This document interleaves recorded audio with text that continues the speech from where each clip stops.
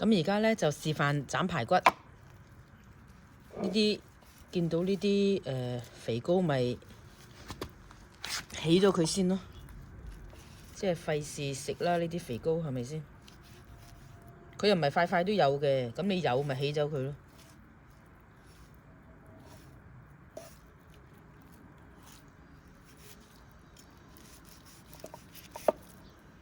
咁咧呢個排骨咧，我係買咗一箱返嚟嘅，然之後咧返到嚟咧就擺佢一陣，等佢係咁以溶下雪嘅時候，就攞出嚟將佢一開二啊，一開三啊，佢骨與骨中間有啲肉噶嘛，咪鋸下佢一開二一開三咯。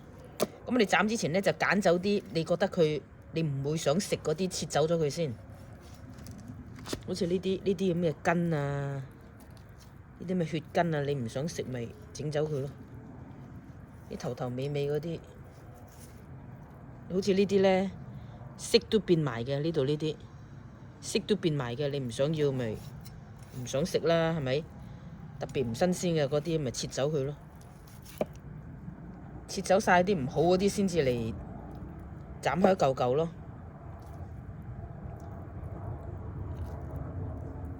有啲咧，你好明顯見到佢連啲色都變埋嘅，呢啲嗰啲肥膏都人哋白色嘅，佢係 brown 嘅，好似呢啲都係啊，好污糟啊！把刀好唔利啊！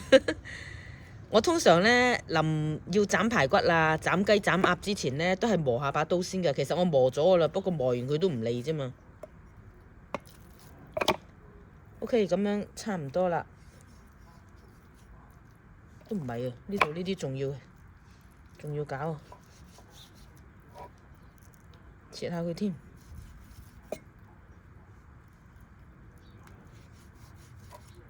咁差唔多啦。因為把刀好唔利啊，所以咧我攞咗呢個磨刀嚟再磨下佢啊。呢個係手提嘅。咁咧嗱，我咁樣呢啲 angle 咁樣斜咁樣整下佢，磨下佢，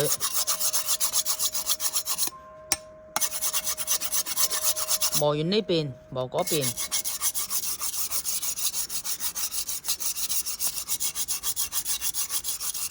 咁佢磨完之後咧，佢把刀咧黐住好多嗰啲碎嗰啲屑，一粒粒嗰啲咁嘅，可能係嗰啲 metal 啊，有少少磨到出嚟啊，定係呢度有少少嘢甩咗黐住把刀嘅喎。咁我哋一定要洗乾淨把刀先至好再去用嗰把刀嘅，如果唔係咪食埋嗰啲咯，係咪？OK， 把刀搞掂啦，而家咧就切咯喎。首先就順住中間嗰啲骨、嗰啲肉嗰度打直切開佢一嚿嚿先，切開佢一條條先。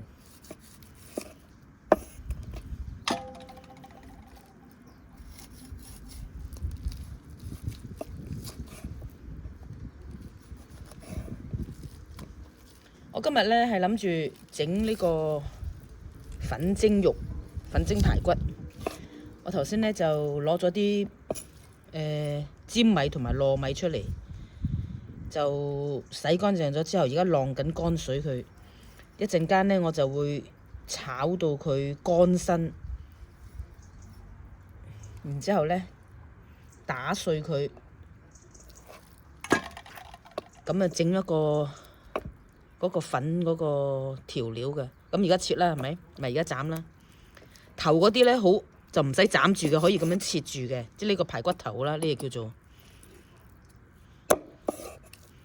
呢啲咧有嚿正式骨嗰啲咧，佢難斬啲嘅。通常我反起佢呢個砧板喺呢個刀嘅呢個位啊。咁譬如嗱，呢下斬唔斷咧，我哋一反轉佢，求其咁上下位置一斬咧，佢通常把刀自己會線翻去嗰個位嘅。嗱，係咪？佢自己線翻去頭先嗰個位嘅。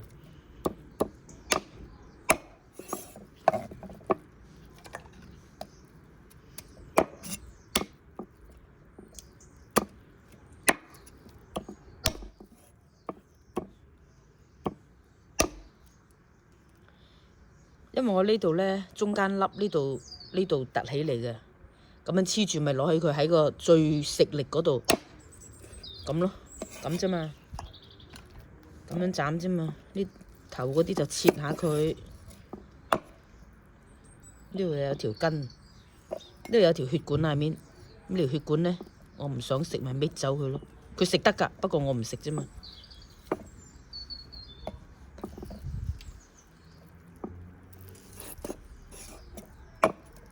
大概嚿嚿差唔多一樣大咁啊，差唔多啦，係嘛？你去買排骨呢，佢有分肉排同埋普通嘅。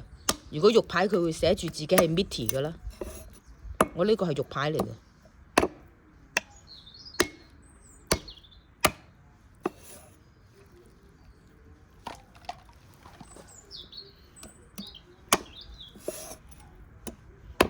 哇！嗰嚿彈咗出去添，要執返嚟洗下佢要。咁好明顯呢，我而家攞咗出花園個地下度斬㗎。如果唔係呢，費事佢斬爛我個 counter 啊！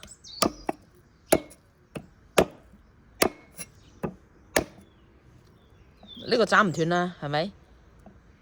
又咁樣。哦，斬完咯，係咁啦。啊，呢個好大啊，一開二先。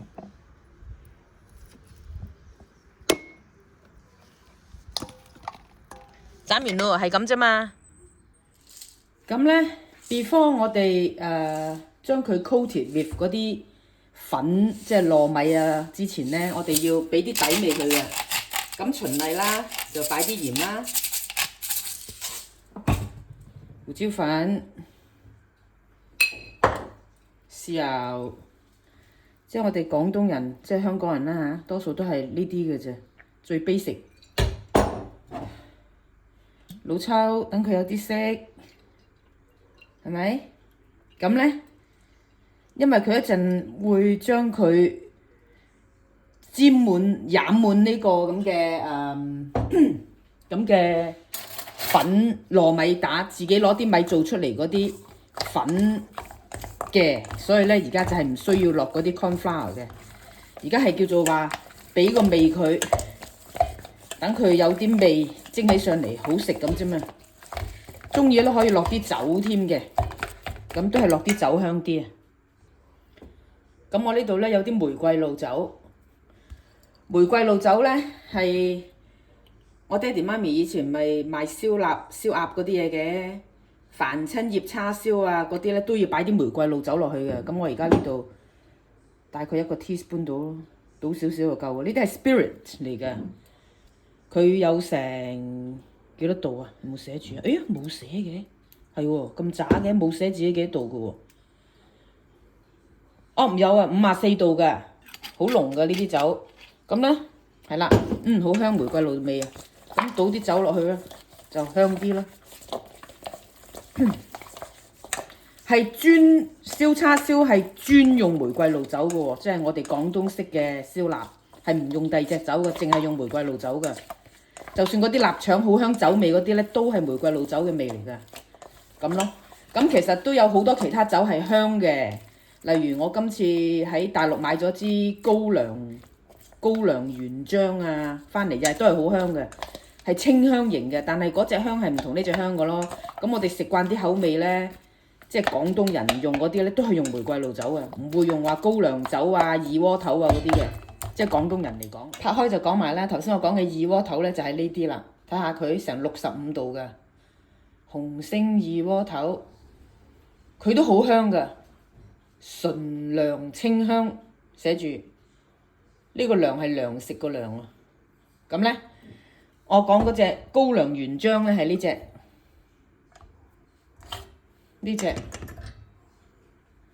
佢都好高㗎，有成52度㗎，係咪到啊？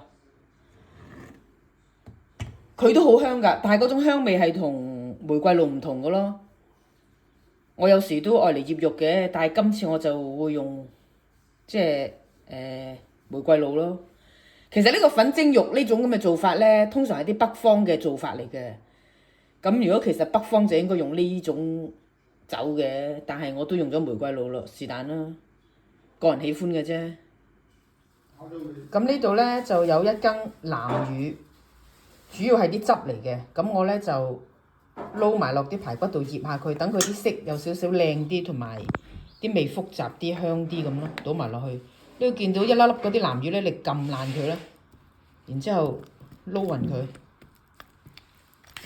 我哋拍唔到啦，然之後撈勻佢啦。總之就咁，我哋除咗俾啲南乳之外咧，擺少少油落去咯，等佢食起上嚟唔會話太乾咁咯。咁就撈勻佢，咁然之後咧，我哋呢個時候咧，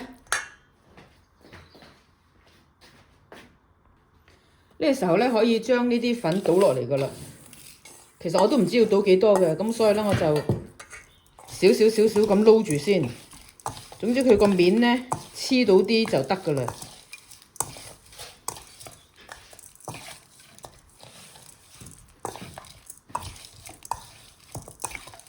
好，都聞到幾香下。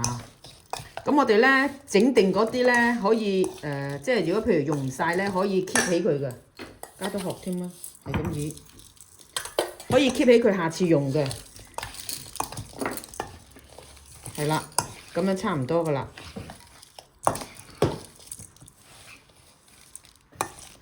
其實咧，點解啲人會設計到呢個餸出嚟咧？因為啲排骨成日蒸佢都會出好多水嘅，咁佢出水嘅時候就俾呢啲米去索咗佢，然之後煮熟佢咁咪啱嘅咯，係咪？又有少少味咁樣，係啦，咁上下到啦。咁而家咧就可以將佢排碟攞去蒸嘅咯喎，即係其實最好就等佢靜置一陣間嘅，咁我排得碟嚟唔好蒸住咪得咯，係咪？呢度咧我準備咗一個碟，呢個碟咧就啱啱可以擺落嗰個pressure cooker 度嘅。咁我就擺咗啲薯仔啦，冇烚過嘅，即係洗乾淨咗，切咗粒。然之後咧，而家咧就將佢 actually 我覺得佢好乾啊，我都係擺多羹油落去，擺多羹油落去撈下佢，等食起上嚟唔好話太乾口。太乾你都覺得佢唔好食噶嘛，係咪？但係咧，如果譬如你蒸熟咗之後，你發覺佢好乾咧，你可以隨兩咁樣加少少熱滾水落去，等佢唔好話太 dry 嘅。係啦，而家睇落去好似好咗少少。OK， 咁咧我就倒一半落去啦，大概，因為我其實準備咗2個碟嘅。其實咧，因為我嗰個咁嘅壓力煲啊唔夠大，所以我唔可以用個大碟。咁我而家咧頭先就量度過嚟，可能就可以擺兩層嚟蒸2碟咁咯。我哋盡量咧唔好話咁樣搭起佢一嚿，費事底嗰啲唔熟得唔均勻啦，係咪？如果你好心機嘅，你可以將爛熟啲，即係個頭嗰啲爛熟啲嘅，中間有條骨嗰啲呢啲叫中間啦，係咪？咁呢啲就係頭先個頭嗰啲咧，就擺喺個側邊度咯。一條骨嗰啲都好少肉噶嘛，你咪擺中間咯。通常都係側邊嗰啲快熟啲噶嘛。即係你好心機嘅，你咪多時間嘅，你咪咁樣排下佢咯，等佢熟得即係均勻啲，容易啲咁咯。即係咪？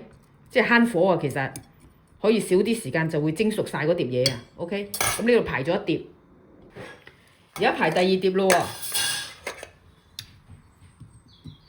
咁其實個底咧，我而家就煎呢個咁嘅薯仔係咪？我轉 baking potato， 你可以運用你嘅想像力，覺得個底有啲乜嘢係會索汁又好食嘅，你就可以將佢排落去噶啦，或者排下粉絲啊、番薯啊，即係有啲番薯係叫做板栗嗰隻咧，硬嗰隻咧就會好啲咯，冇咁水嗰啲。或者你中意嗰啲嘢咯，好似就覺得佢係會索汁嗰啲嘢，你咪排佢落去咯。你唔排都得㗎，或者南瓜啊咁樣都得㗎。你排啲南瓜落去，咁呢啲就係咁咯，倒埋落去唔好嘥啦，係咪？就係咁咯，整好2碟，咁咧就擺落嗰個 pressure cooker 嗰度蒸啦。